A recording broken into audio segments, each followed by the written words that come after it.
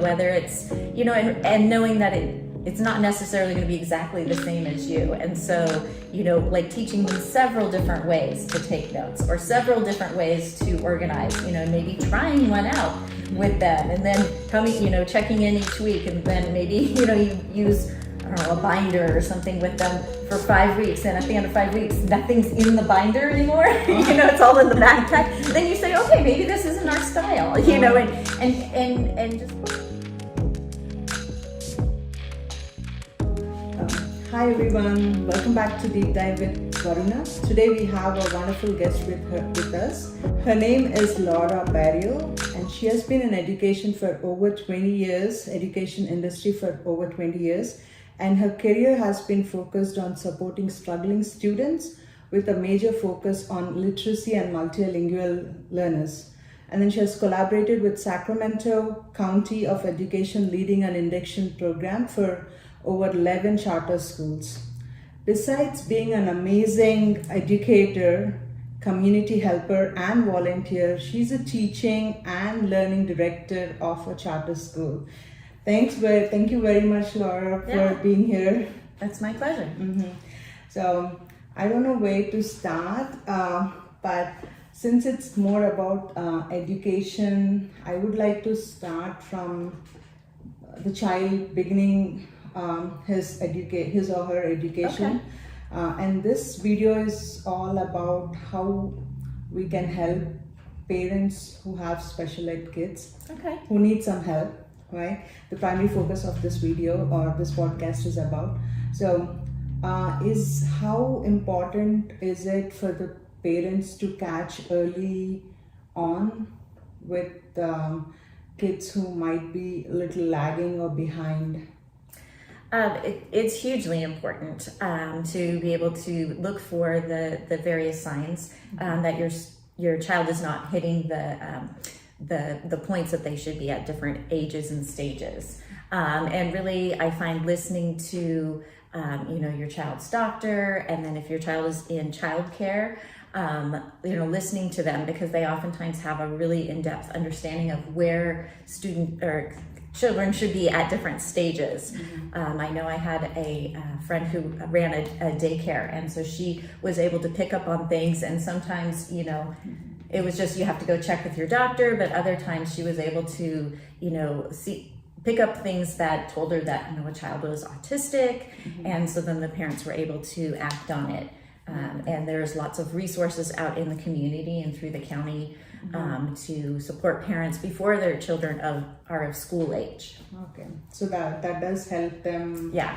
Okay. And it really sets them up for success once they get to school age. Because then you can start giving them the supports and learning how to kind of start to close those gaps before they get to school. So I was researching about this, and I did find that there are two ways of providing assistance for these kids, and one is 504 plan, and then there's another one called IEP. What is the difference between those two programs or the plans? Okay. So 504 plan is for students that have something that is impacting their education and their learning. So, it doesn't have to, it could be like a medical condition. It could be maybe like a social emotional condition where it's impacting how they're learning. And so that's a protection that you can have, and that can go on into the workplace. And so it could be like if someone has dyslexia or something like that. Then the individualized education plan is where the child is put through academic and psychological testing. And that testing is looking for, is the student able to perform at their level of intellect academically. So they're testing just kind of their general understanding and abilities, and then seeing if the academics are matching. And so what they're looking for there is a discrepancy between where they're excelling academically and where they can be. And so that is where then through the IEP process, they will make it's an individualized education plan. So they make a plan for that student based on their needs. And they'll get some sort of a designation. So it could be like an intellectual disability. It could be a specific learning disability. So they have a hard time maybe learning in like mathematics or reading. And then, and it could be like a social emotional as well. But then the team gets together and they really look at what can be done, what kind of accommodations can be put in place to teach the student to be able to learn the skills they need to move past and be successful. Okay. So regarding IEP or 504 plan, do they ever come out of those plan or come out of that bracket, if I say so, within the schooling age, or do they continue to stay in those? It really depends. I have worked with students who are maybe diabetic, and so they have it because of their medical condition. They'll have that probably their entire schooling, just because it's there in case they have sugar lows or that type of thing. But it's a very minimal type of thing. But the goals of 504s and IEPs is to build the skills of the students so that they learn how to be successful. So that's usually the goal. I think it really depends on the individual student and what, how the parents are supporting at home and what the school is able to provide to know if it will continue. Students with an IEP in special education, they are allowed to go to school until they're 22. Years old, and then but then the IEP ends when they leave the K-12 public school education. So if you have a student that's graduating, then the team would make a decision. Is this something where it needs to be a 504, or is this something that they're not going to need an IEP anymore? And then if they don't need an IEP, they will walk out with a document that says what's been done and how to support their student, so they can utilize that. Oh, okay. That's interesting. Interesting to know that they can take that to the next level at college too. Yeah. But like I heard from some parents that sometimes they might not be happy with the modifications or accommodations that they get. So in that situation, like how do the parent and the teachers work as a team to help the kid? And what are the right questions that a parent can ask the educators so that it's more of a healthy situation, good situation for the entire team. When it comes to parents, they are already overwhelmed, like with what's going on.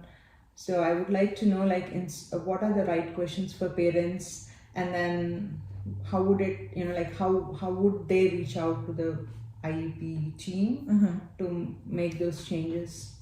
Well, anytime a parent has a question about how the education is going, a parent can call an IEP team meeting whenever they would like. And so they would contact the student's case manager, which is oftentimes a special education teacher or an education specialist is their title. And so, I would say that parents should go to that meeting ready with what are their concerns, what are they seeing at home, and the teachers are invited to that meeting as well. And so I would always say to try to keep it as collaborative as possible, and know that I've been in education for over 25 years, and I've never met a teacher who didn't care about their kids.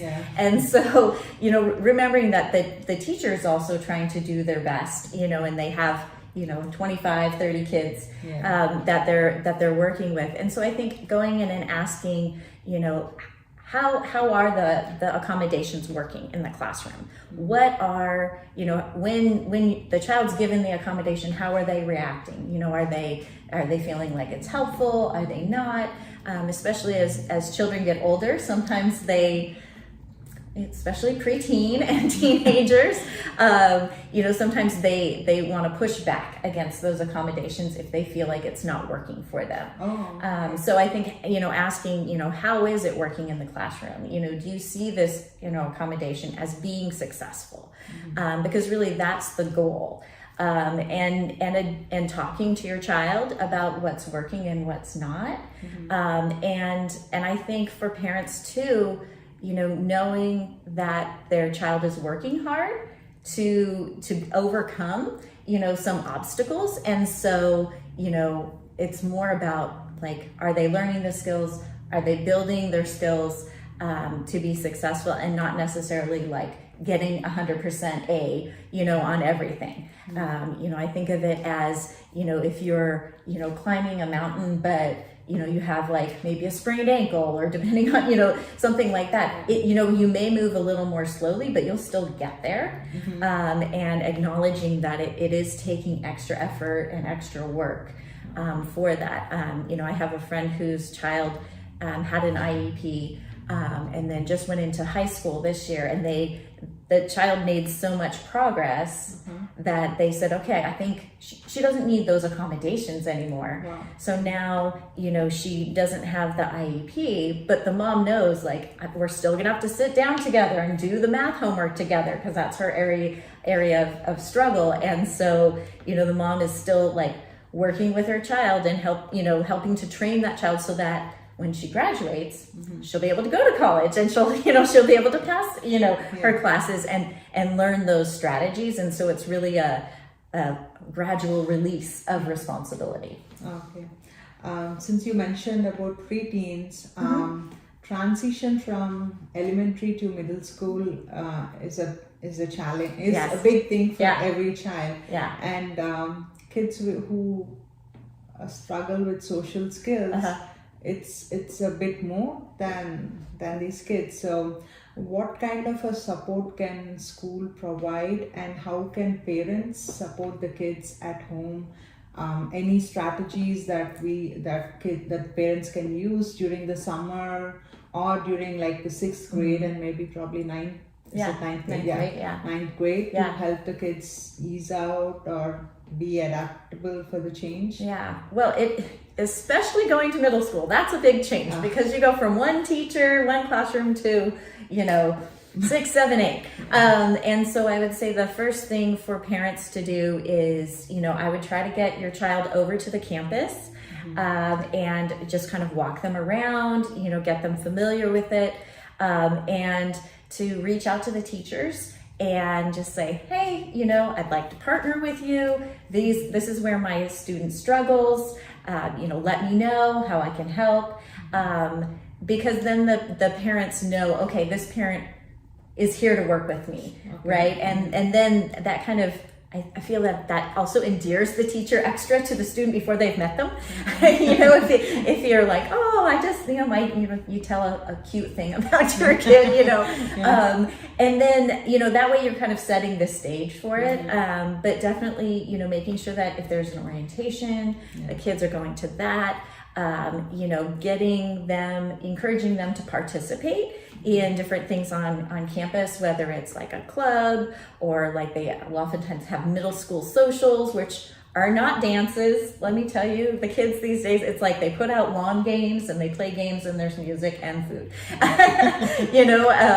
and really getting the students, interacting and getting to know other children, and then and knowing that, especially in middle school, like your typical child in middle school is going to have a hard time making friendships, especially if a bunch of elementary schools are being pushed into one middle school.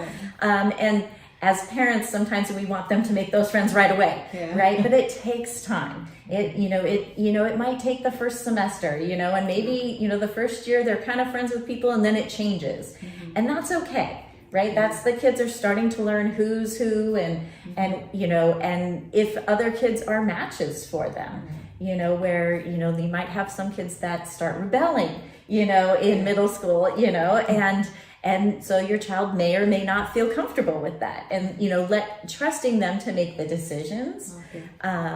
But definitely as students move into middle school and high school, one thing that I've learned in working with a lot of different types of students is the kids really, they don't feel like they have friends until they do something with them outside of school. And so, otherwise they say, oh no, that's just my classmate.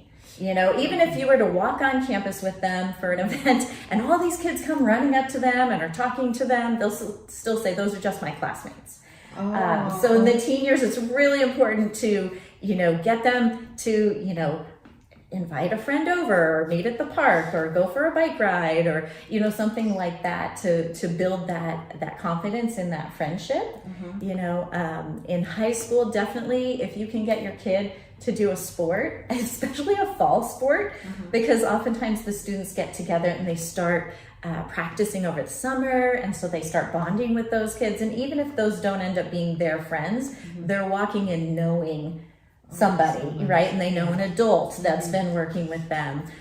So that's a really important piece, is getting them actively involved. And the same goes for college. Once they go to college, it's going to take a semester or so before they feel like they really have a core group of people. So. That's interesting to know. Like socializing outside the school setting would help them set ahead of the game. Okay. Bullying as such, bullying wouldn't happen, but then there's subtle nuances that the kids struggle because of not capturing the social cues, right? Like the typical kids. How do we educate these kids, or how can we help them to stop at a certain point? Like, okay, these are not this is not the right group. Maybe you need to find someone else. So I see a lot of parents, when I asked this question, they came back and saying like, these are the struggles that these kids face, especially during middle school. So what would you advise to those parents, or to the kids? How can we help them? And are you speaking here of like students with autism or on the autism spectrum? Okay. I think the best success I've seen is when families really talk explicitly with their children about, this is how, what feels comfortable for how you're being treated, and what do you, put up with, and what do you not, where are your boundaries, how do you ensure your boundaries, I think is key. I know I had a high school student that came to us as a 9th grader, and he had a lot of struggles with the social aspect, and his mom had worked so hard with him. And so he knew he needed to make eye contact. He needed to do certain things and for him it was really a checklist, right? Because it wasn't coming naturally to him, but he learned it. And he was so cute because he would come and talk with me about his struggles. I was his principal, and he came into me one day and he said, I don't understand. I'm doing eye contact with them, I'm leaning in, I'm doing all these things, why is this not working? And so, I think allowing the child to have somebody that they can talk to about it, that's just going to kind of listen and ask them questions about what are you wanting to get out of this? How can you, talk with them and help them, is key. And unfortunately, sometimes that can be the parent, but as they get into teen years, sometimes that's not. So sometimes, if you have an auntie or your friend or something, that can be a little bit more beneficial. It gives them, because as parents, we become mama bear and papa bear, we want to protect our babies.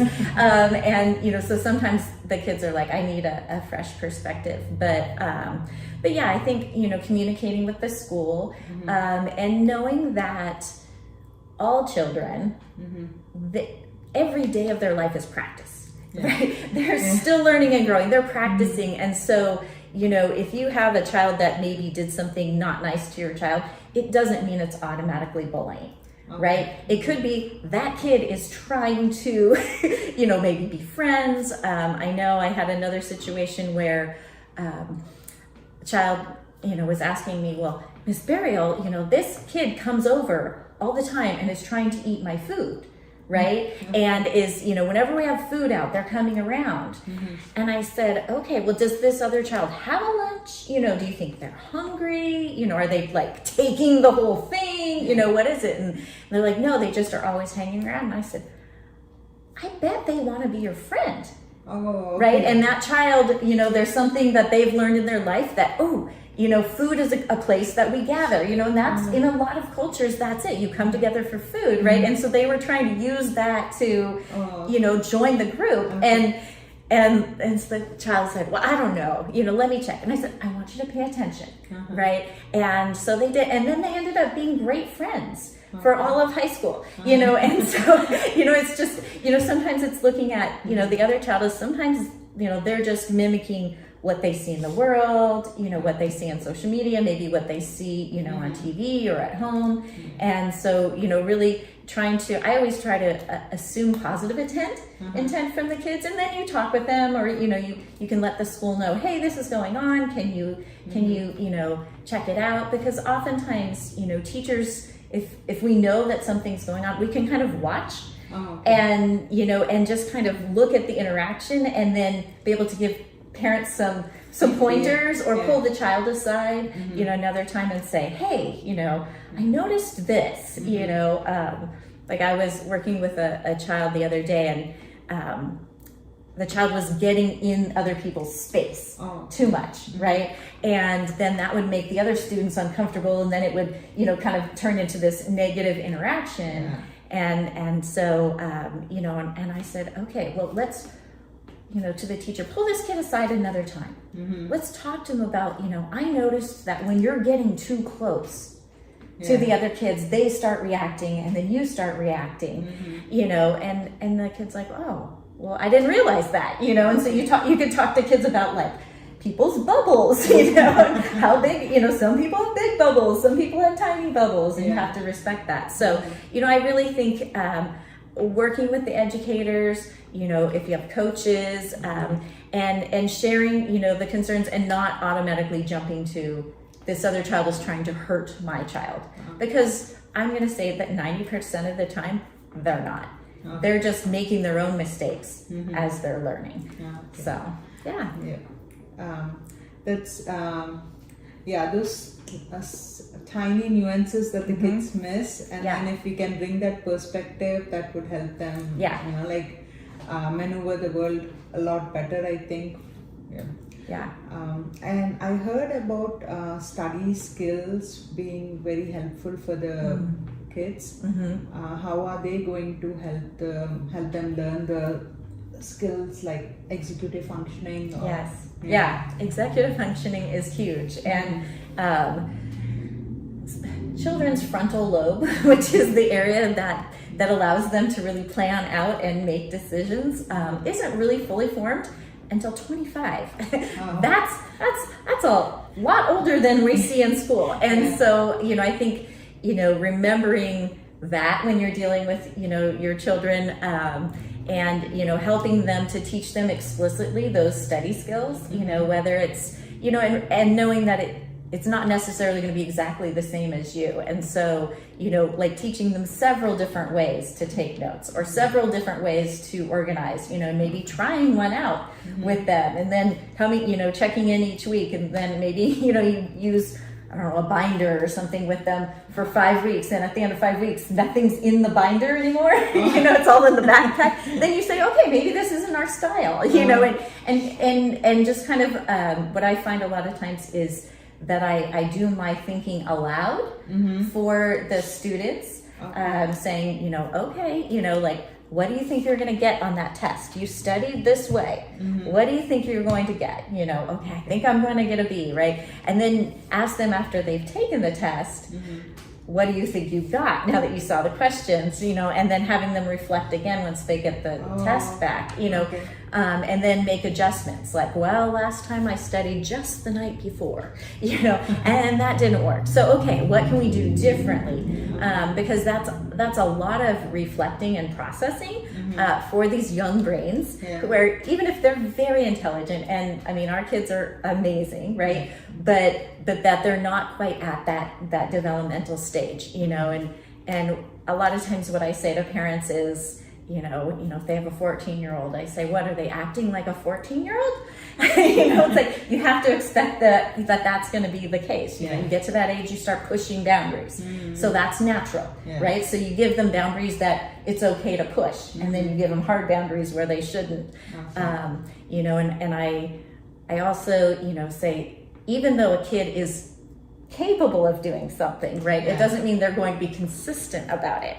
So, doing that loving approach. And, my example I always give is, I am 100% capable of washing my dishes every single night and going to bed with a clean kitchen. But I'm not 100% accurate at that, right? There's still some nights where it's been a crazy day, and, I'm just happy to get everybody fed and to bed, and so, keeping that in mind is that, 100% is not always possible in life, It's hard to set that goal. Right, and it's like, I am way capable of that, that's not even at my, my stretch goal, and so it's really, kind of keeping that in mind, and having compassion for yourself as a parent, because, they may be your genetics, and you're raising them, but they are their own little person, and every day, you're doing your best, and I mean, I would say to my child, this is the first time I've had a 15-year-old, or this is the first time I've had a, so I might make mistakes, and it's okay to say to them, like, wow, that was not my best moment, and that teaches them to reflect too, and then they can say that to you, so. Another question I would like to ask is, I talk to my co-workers who are a lot older than me, and then parenting is so different, and they never had the email facility where they can email the teachers and get the response right away, right? But now we as parents, including me, I expect a reply from the teacher within a day or two, and that's fine. But how much is too much? From the teacher's perspective, parent asking questions or seeking help, a way to draw that boundary, or how to ask the right questions is what I would like to put the words. Could you suggest, like, from the teacher's perspective, or from an educator or an administrator perspective? Right? Yeah, well, I would say it's a fine balance. You should definitely reach out to your child's teacher and see, what your questions are. I would always go in with assuming positive intent of teachers, and, saying, hey, I know, you're working hard with the kids on this. My child is struggling with this. What, how can we help them? Or, that type of thing. I've also found, though, that sometimes parents, they'll have like a 7 email string, and there's bits and pieces that are being left out, or misunderstood. And so my thought is if you're about to reply for the second time, or third time, and you still have questions, I would just say, can we have a phone call, and ask the teacher to give you a call, because then you can talk through, and you can respond, and you can answer, and just really have that conversation, rather than it being like, a 24-hour delay between everything, and remembering, teachers are not going to email back in the middle of the day. Oftentimes, I know as a teacher, I would look at my email before school, and then maybe at lunch, and you're just looking for, like, is there an emergency, right? Something that the office is saying you have to do by the end of the day. And then it's not till after school, and usually, it takes an hour to wrap up the classroom, so, kind of understanding that, I've had parents in the past that, are really upset that the teacher's not getting back to them, right there during the day, or they email and say, middle of the day, hey, before 1 o'clock, can you? And, maybe they can. It really depends on their schedule and, their access to the kids. So I think understanding that, but, coming at it from a positive, outlook, and really trying to team up with the teacher, because the thing to remember is that, educators, while we're not perfect, we've dedicated, we've done a lot of education, learning how to work with and support students, and continuing education. We have to do continuing education, through the schools and things, and, we're walking in every day, if we have children, we're putting our own children aside, during the day, and we're taking on, this whole new group, and, if you're an elementary teacher, you've got, maybe 30 kids, that you're thinking about and worrying about all the time, and if you're, secondary, then you could have up to 180 kids, right? Which doesn't mean that they're not all important. It just means that, you have a lot of things you're thinking about. But really trying to collaborate, I think, is key. And if it's an intricate situation, just ask them to give you a call. Okay. I think would be key. Yeah, I think, that's good, because back and forth conversation with delay, it agitates both the parties and then makes it worse. Yeah, I totally agree with that. Now I want to ask you about success stories. About a kid who struggled. At some point and then surpassed everyone's expectations. Do you have like a couple of scenarios? Oh, yes, I do. Let's see. So one I had spoken about earlier was the student who was trying to do the eye contact and everything, and he just kept working, and mom kept working, and mom would often come in, after school and come and talk to me, and I would call her.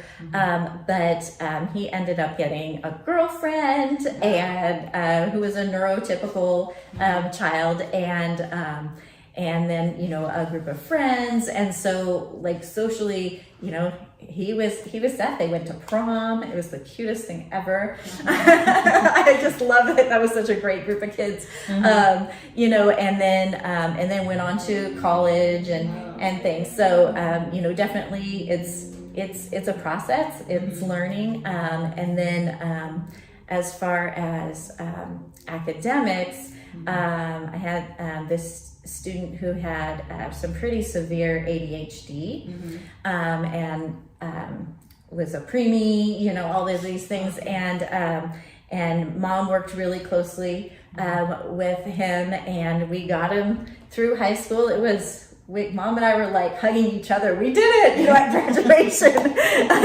for this kid.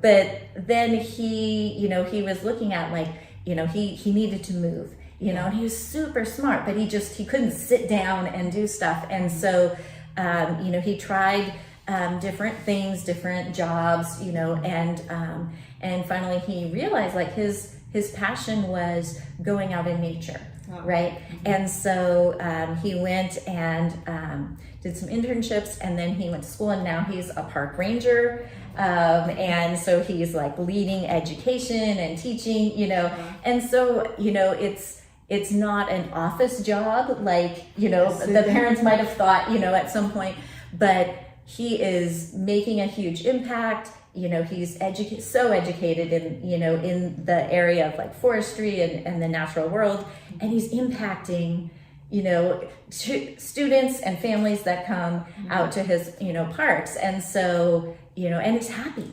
Yeah. He's really happy, and so, so I think, sometimes it's adjusting, what do we think we want our child to be, right? And then what does our child need to be, and sometimes that takes time. Yeah. Sometimes they have to like figure it out. Some kids are ready to go straight from high school, straight to college, and then straight to a career, and others need to kind of figure things out. Some kids are ready to go, away from home. Others want to stick around a little bit, and that's okay. That's a maturity thing. Many great people have gotten PhDs, have done a community college and then transferred, you know, to university or, so I think really like thinking about who is your child and, you know, and what's going to be best for them. And like, I know my child like has always been independent, right? Since a little baby, you know, just always. And so, you know, they went away to New York City for college, you know, which I thought, oh, we're in Sacramento, go to UC Davis, go to Berkeley, go to, you know, all these fabulous institutions. But like, I had to think, well, I've known, you know, this little person and it shouldn't surprise me, you know? And so I think really knowing your children, you know, and really I think that's, you know, behind every success story, it's parents that have done the work, that have put in their time, that have really like listened to and gotten to know their child and what their child's needs are. You know, and that's from, you know, choosing which school is best for their child, you know, which, you know, type of, you know, you can't force someone to be a basketball star or a chess winner or, you know, a debate club person, you know, and so really looking at that and encouraging them to be successful in their area, I think is key. But yeah, the parents are a huge part of that, you know.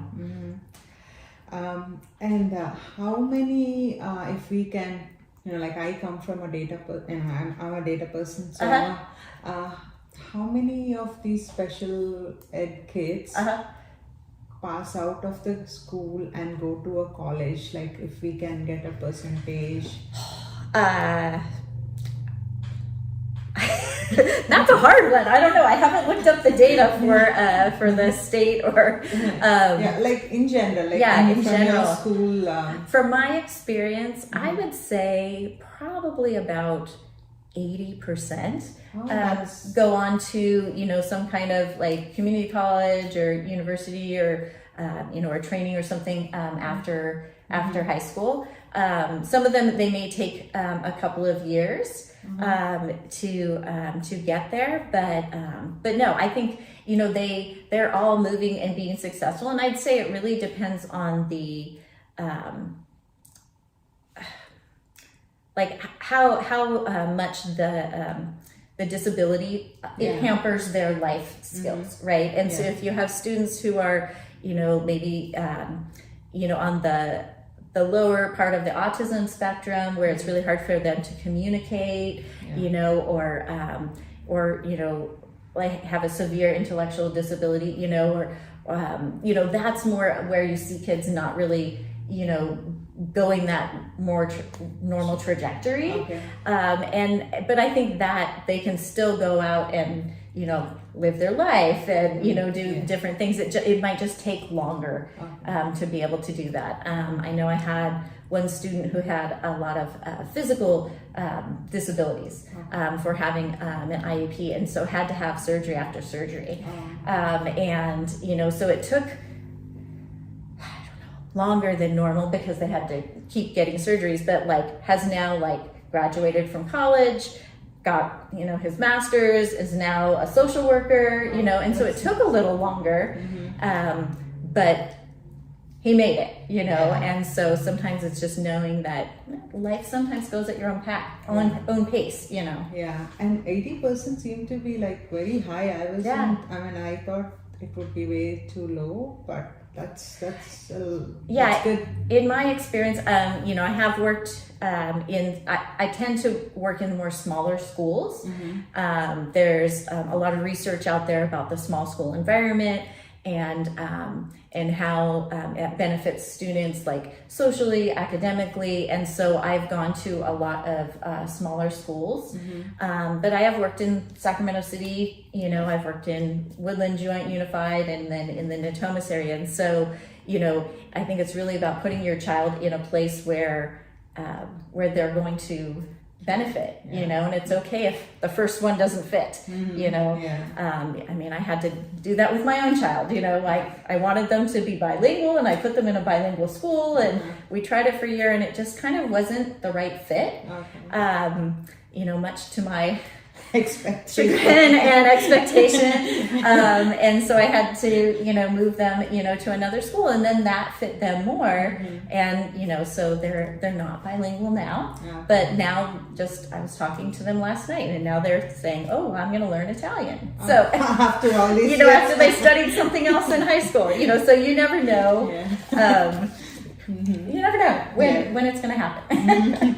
Yeah, it must be a gratifying career, I guess, so, right? Seeing those kids little and, like so dependent on parents and the teachers, of course. Yeah. And then boom, like after all, yes. Oh, yeah. they come out successful.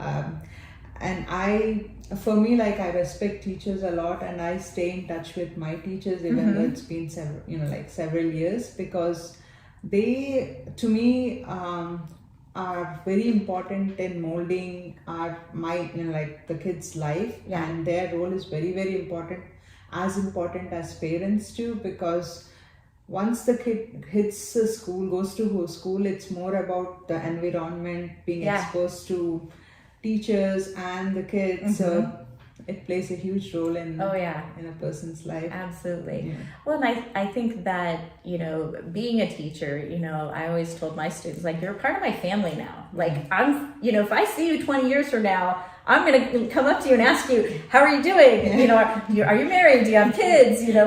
Where are you? And it's really gratifying. I know that it's a lot of hard work, much like parenting. Some days you're like, why did I do this?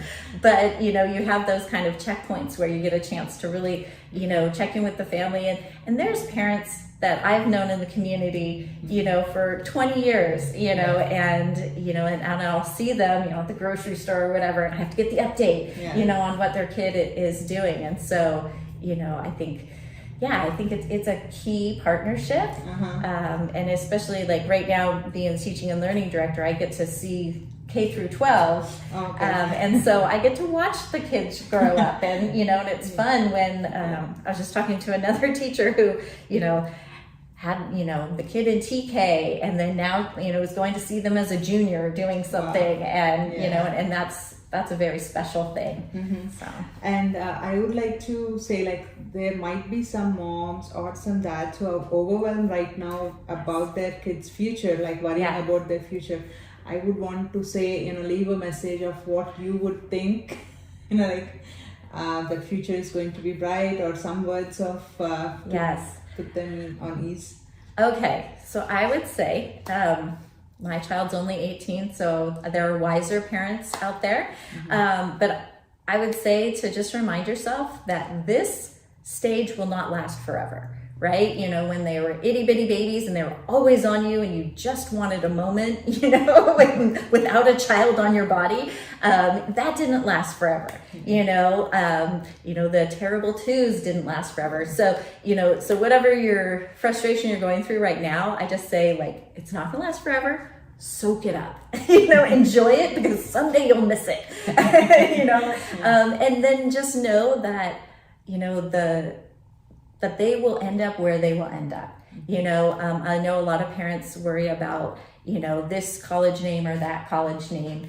And, really it's about getting your child to the place that they need to be, and to the goals that they have. And that really, unless you're going to be running for president, go to the school that fits best with your child and their goals, because they will be fine. If you're raising them, with heart and kindness and love, your child will be fine, and they'll end up, and it surprises you where they end up and how their lives, turn out. Especially, kind, good, smart people end up in good places. And so just, keeping that in mind, don't stress about it, because you can't control it anyway. You can just kind of like, it's like bumper bowling, right? When they put the bumpers on the side, you're just there to kind of keep your kid on like the right track, but they're going to decide exactly where they're going and what they're going to do. And so, it's better to be there to give them those bumpers, and continue to be a positive, person in their life, because sometimes if we stress about it, then the kids stress about it, and that's not gonna it's not gonna support them. Yeah. So yeah, but you can do it. Parents, you can do it. Yeah. Before we end up this podcast, I asked I put some questions on Facebook to gather some questions from the parents, and I did get a couple of them. I would like to read and you can answer. Yeah. So one parent asked that there are children who visibly portray their challenges, and then we have kids like my son who is neurodivergent but comes across as neurotypical. He says he wishes he was the former because people think he's faking it or educators don't see it, and he falls through the cracks. How can we as parents help with educating our special education team in spite of having an IEP actually be seen? I think, that it is difficult because some disabilities are right out there in your face, right? And then others are more hidden. And especially, if students are neurodivergent and then they have really good coping skills, like that's awesome, right? First of all, like that's good because that's what you want, to be a successful adult. You have to figure out how your brain works, how you work, how to be successful.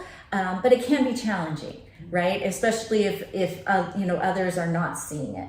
And so I would say, just reach out to the teacher and share, hey, my child is feeling this way. I know that, they're building their skills and they're, so that they're able to kind of mask it, but they're still struggling inside. And have a conversation, where you're kind of explaining that. I think to the educators, because sometimes, if the kids are masking it too much, then they're acting like they don't need it. And so, as educators and in special education, we're always looking for the least restrictive environment, which means that we don't want to put too much support on the kid because then they never learn how to fly on their own, right? And so sometimes, if a student seems like they are making progress, they might start pulling back. The support, seeing can this kid do this on their own?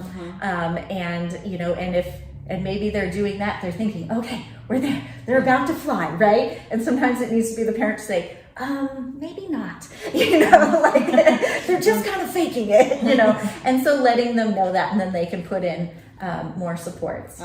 Yeah. That's I think that would help the parent who asked me that question. And another question that another mom asked me is regarding French or having a bilingual. They need to have it before or by the high school in order to get into a university. Could you help us know about it? Yes. So world language is a requirement for getting into university. In California, it's called the UC A through G. So the A through G are the different types of credits that you can have. And so if a class is college preparatory, then it fits into that. The California state graduation requirements does not require a world language. It's a world language or an arts class. But the colleges require 2 years, recommend 3 years of a world language, and then require a year of arts as well.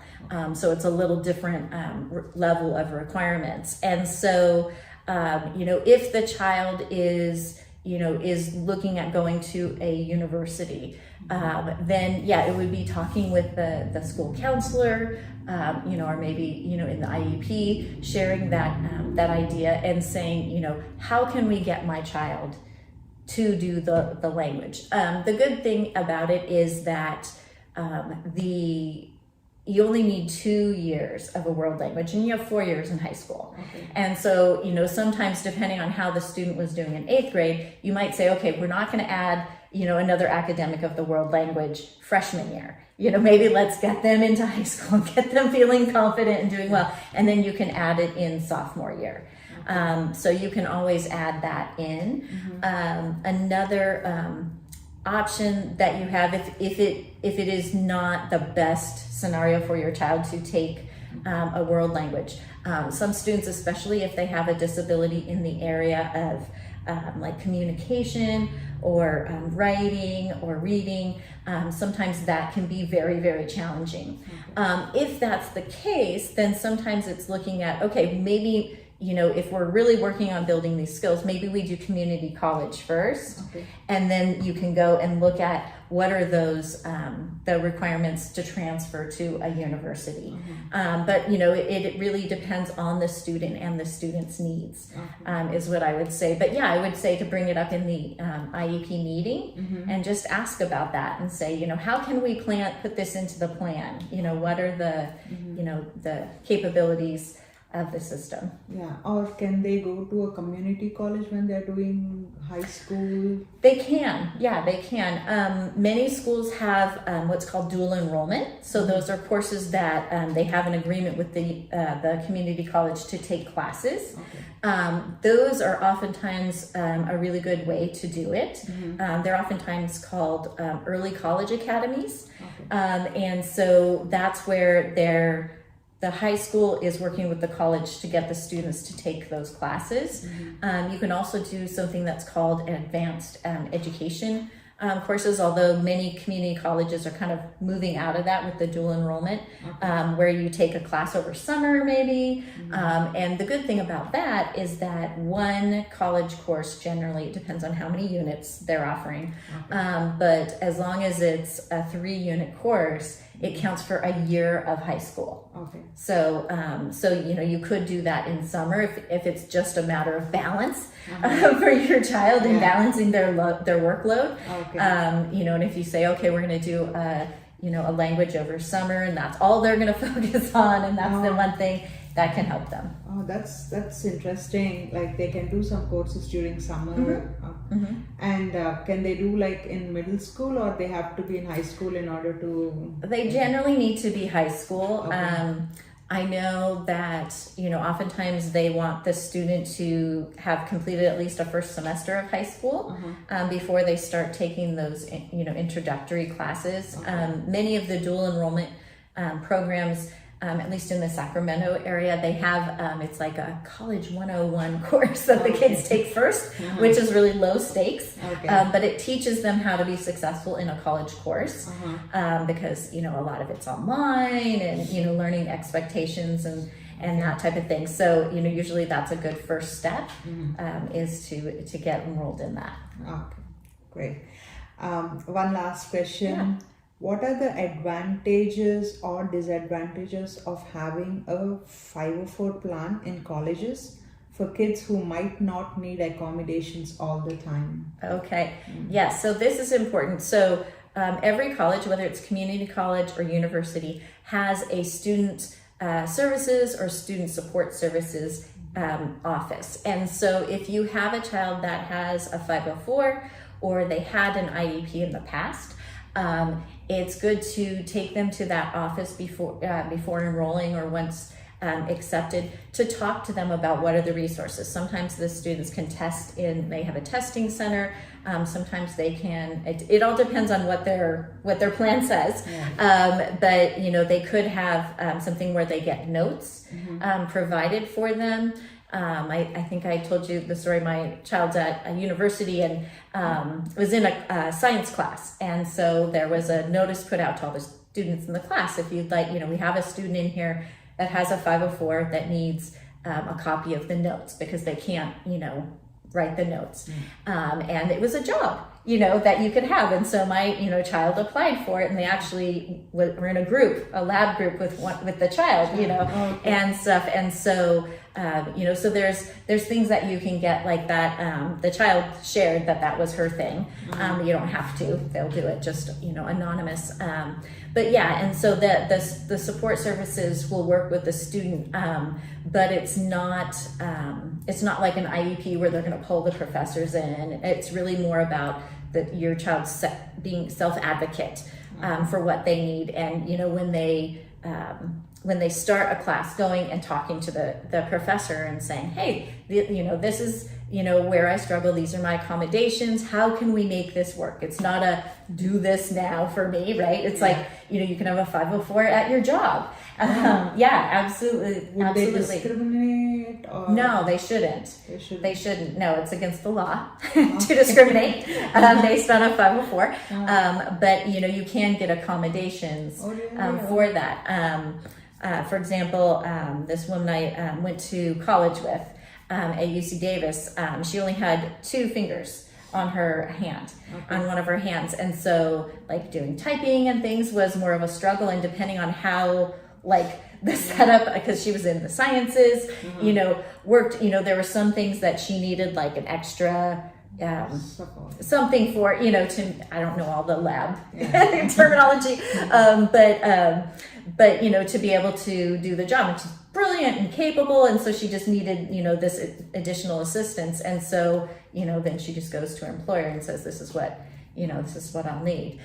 So really it's, it's about setting that up, but it's, the goal of an IEP or a 504, or just any kid, through high school, middle school, and high school, is getting them to self-advocate, to be able to say, this is what I need, how can I get this? And, it's important for parents to work with their children on, how do I write an email to, to my teacher, or, to whomever. And, for me, it started with, we would sit down and I would write the email, and it would come from both of us, because we started in 6th grade, right? And then moving to, okay, now you write it, and then we'll go over it together, to, can you write this, on your own, or, role playing with your child, if they're like, I'm afraid to talk to my teacher and ask for this, then you role play it, and you can, I always say to the kid, what's the worst case scenario? Right? They're worst case, and oftentimes they're just going to say no. And it's like, okay, so what do you do then? And so, so really getting the child prepared and practiced to be able to handle it. But yeah, it's in college level, it's taking your 504 plan with you, going to that student services, setting up, whatever supports you need to be successul. Yeah. Awesome. It was very, very informative. I learned a lot regarding, the needs and accommodations. Thank you very much, Laura. Thank you for your time and patience. It's my pleasure. My passion is equity in education, and so I'm always there for the students. Yeah.